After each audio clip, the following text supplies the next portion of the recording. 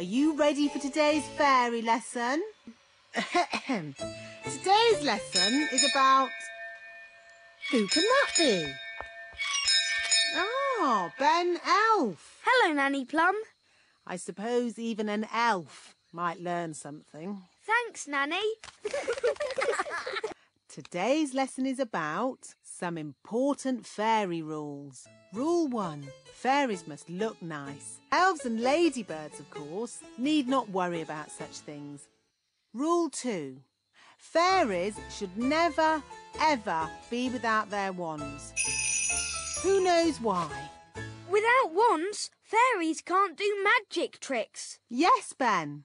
Fairies mustn't fly in strong winds. Very good. You see? Even I find it difficult when the wind is so... Oh, Nanny Plum's gone. What can we do? I've got a simple plan. We find Nanny, we rescue her, then we give Nanny her wand.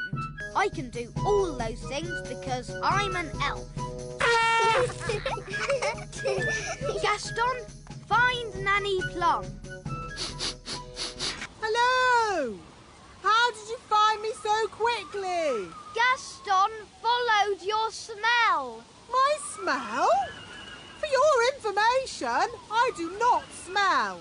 Keep still, Nanny Plum. I'm going to throw this lasso round your waist.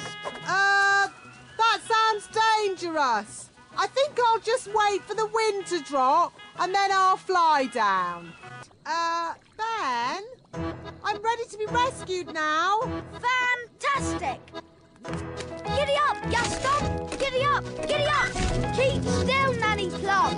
I'm going to throw this lasso round your waist. She's too heavy!